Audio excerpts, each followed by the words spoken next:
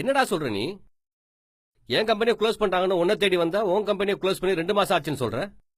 தமிழ்நாட்டுல பல பேருக்கு வேலை போனதுக்கு காரணமே இங்க நடக்கிற போராட்டங்கள் தான் சொல்ற. எப்படி சொல்ற நீ? ஒரு குட்டி கதை சொல்லவா?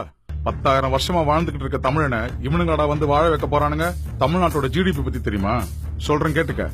2014-15 6.93, 2015-16 8.79, 2016-17 7.93, 2017-18 5%க்கும் கீழே போயிடுச்சு. எப்படி ஒரே வருஷத்துல 3 பாயிண்ட் கம்மியாச்சுன்னு பாத்தியா? என்னடா சொல்ற? ஜெயலலிதா அம்மா இறந்த பிறகுதான்டா தமிழ்நாட்டில் 48,000 போராட்டங்கள். இதனால தமிழ்நாட்டுக்கு வர வேண்டிய பல பெரிய கம்பெனிஸ் திரும்பி கூட பார்க்காம ஓடிட்டானுங்க. கியா மோட்டார்ஸ், போர்டோட செகண்ட் பிளான்ட், அப்படி இப்படின்னு 65 கம்பெனிஸ் தமிழ்நாட்டை விட்டு வெளில போயிடுச்சு. அது மட்டும் இல்ல, இதனால தமிழ்நாடு லூஸ் பண்ண வேலை வாய்ப்புகள் மட்டும் 32 லட்சம். அப்ப எத்தனை குடும்ப வருமானம் இல்லாம இருக்கும் யோசிச்சு பாத்தியா? ஆனா இது எல்லாம் மக்கள் போராட்டம் தானே மச்சான். இதுல ஜல்லிக்கட்டை தவிர எதுவுமே மக்கள் போராட்டம் கிடையாது. அதுலயும் கடைசி நாள் வன்முறை கலவரமா மாறிச்சு, ஞாபகம் இருக்கா? இதையெல்லாம் அப்போல இருந்து நக்சல்ஸ் தான் பின்னாடி இருந்து பண்றானுங்க, இன்க்ளூடிங் ஸ்டெர்லைட். அப்போ ஸ்டெர்லைட்டால கேன்சர் வரலன்னு சொல்ற நீ? வரலன்னு நான் சொல்லல, ஆனா வருதுன்னு இன்னும் ஒருத்தன் கூட ப்ரூவ் பண்ணலையே. அங்க வேலை செய்யறவனுக்கு வராத கேன்சர் வேற எவனுக்கு வந்துச்சான்? இவனுங்க சொல்றத பார்த்தா தூத்துக்குடி தான் கேன்சர்லயே நம்பர் 1 மாவட்டமா இருந்திருக்கணும். ஆனா அது 18வது இடத்துல இருக்கு. எல்லாம் மக்களை பயமுறுத்தி செய்யற வேலைடா. பிளஸ் நம்ம போராளிகள் இதுக்காக சைனா கிட்ட இருந்து பொட்டி பொட்டியா வாங்கியிருக்கானுங்க. சைனா கிட்ட இருந்தா? நமக்கு பாகிஸ்தான் மட்டும் எதிரி இல்ல மச்சான், கண்ணுக்கு தெரியாத எதிரி சைனா தான். 20 வயசுல இருந்து 60 வயசுக்குள்ள இருக்க உழைக்கும் வர்க்கம் சைனால கம்மி. இந்தியாவில அது டபுளா இருக்கு. அதாவது உழைக்கும் இளைஞர்கள் அதிகமா இருக்கிற நாடு.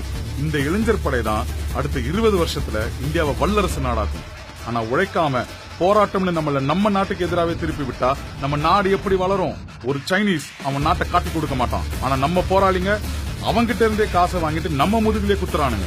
எதிரிகளால அழிஞ்ச நாடு கூட இன்னைக்கு வல்லரசா இருக்கு, ஜப்பான் மாதிரி. ஆனா துரோகிகளால அழிஞ்ச நாடு அழிஞ்சதுதான். இதுக்கும் ஸ்டெர்லைட்டுக்கு என்னடா சம்பந்தம்? சைனாவோட முதல் திட்டமே ஸ்டெர்லைட் காலி பண்றது தான்டா.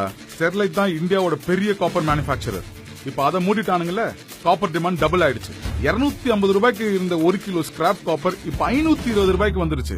இன்னும் ஏற போகுது. காப்பர் விலை ஏறுச்சுன்னா நம்ம ஓட்டுற bike, car, mixie, grinder, TV, washing machine, cellphone விலை வரைக்கும் ஏறும். சரி, இது எதுவுமே வேண்டாம், விவசாயம் பார்க்க போலாம்னா பம்பு செட் இருக்குல்ல, தண்ணி வரணும்ல, அதுக்கு மோட்டர் போடணும்ல, அந்த மோட்டருக்கு காப்பர் தேவை. இப்ப அந்த மோட்டரோட விலையும் ஏறும். கரண்ட் பில் சும்மாவே நம்ம ஊர்ல ஜாஸ்தி ஆகும். இப்ப 3 மடங்கு ஏற போகுது. வேலை இல்ல, வருமானம் இல்ல. இப்ப கரண்ட் பில் கட்டணும்னா கூட நம்ம கடன் வாங்கி தாண்டா கட்டணும். இப்படியே போச்சுன்னா நம்ம நாட்டோட கடன் இன்னும் ஏறும். சர்வதேச அளவுல இந்தியா வீழ்ச்சி அடையும். இதுக்கு பேரு தாண்டா எக்கனாமிக் வார்ஃபேர். சைனா இந்தியா மேல தொடுத்திருக்க எக்கனாமிக் வார்ஃபேர். அது மட்டும் இல்ல, அடுத்து சேலம் 8 வழி சாலைக்கு போராடுவானுங்க. இந்த நக்சல் அமைப்புகளோட உச்சக்கட்ட போராட்டமே தமிழ்நாட்டோட பாதுகாப்புக்கு வரப்போற டிஃபென்ஸ் காரிடார் தான். அந்த டிஃபென்ஸ் காரிடார் கிட்டத்தட்ட 10 லட்சம் பேருக்கு வேலை வாய்ப்பு தரும். 25 லட்சம் குடும்பத்துக்கு சோறு போடும். தமிழ்நாடு இன்டர்நேஷனல் லெவல்ல எதிரிகள் தாக்குறதுக்கான ரொம்ப ஈஸியான ஒரு நாடு.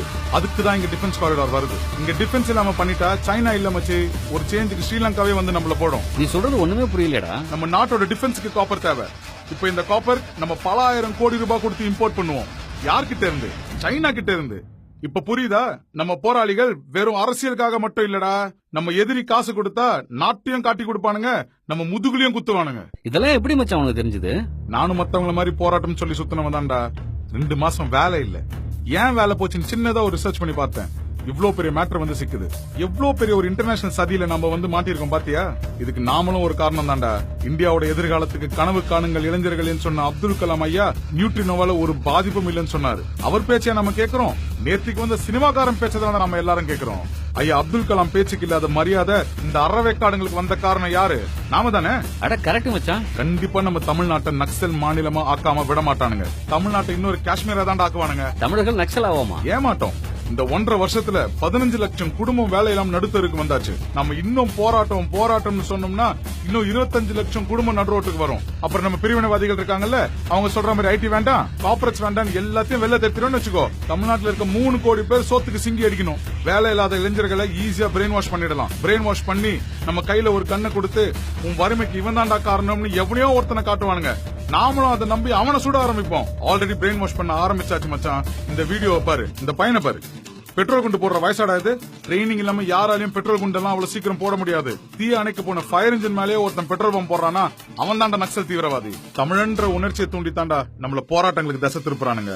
ஈழத் தமிழர்களுக்காக போராடுறோம்னு சொல்லிட்டு உலகத் தமிழர்கள் அத்தனை பேரும் ஏமாத்தி காசு வாங்கி அரசியல் பண்ற இவனுங்க ஒரு நாளாவது ஸ்ரீலங்கால போய் போராட்டம் பண்ணுவானுங்களா? அதுக்கு தைரியம் இருக்கா? நம்ம படிப்புக்காக நம்ம அம்மா அப்பா வாங்கின கடனையை இப்பதான்டா அடைச்சிருக்கோம். அடுத்து நம்ம பிள்ளைங்க படிக்கணும், பொண்டாட்டிக்கு சோறு போடணும். இப்படியே இவனுக்கு பின்னாடி நம்ம சுத்த ஆரம்பிச்சா நம்ம வாழ்க்கை நாமளே அழிச்சு போண்டா. ஏய், தினேஷ் எஸ்எம்எஸ் பண்ணிருக்கான்டா. அவனுக்கும் வேலை போயிடுச்சான். இப்படியே எல்லாருக்கும் வேலை போயிட்டு என்னடா பண்றது? நாமளும் போராடணும்.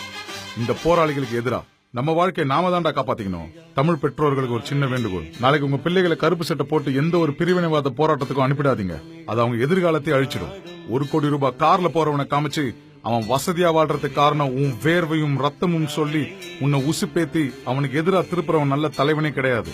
அந்த 1 கோடி ரூபாய் கார்ல நீ போறதுக்கு வழி காட்டுறானா அவன் தான் நல்ல தலைவன். இந்தியா கிரிக்கெட் ஆடும்போது மட்டும் சப்போர்ட் பண்ண நாம இந்தியர்கள் கிடையாது. இந்த மாதிரி தேச விரோதிகள் பின்னாடி போகாம இருந்தாலே பெரிய சப்போர்ட் தான். ஜெய்ஹிந்த். ஜெய்ஹிந்த் என்ற இந்த மந்திரத்தை முதல்ல சொன்னவரும் ஒரு தமிழர் தான். நாளை நம் நாளே, தமிழா தமிழா நாடும் நம் நாளே.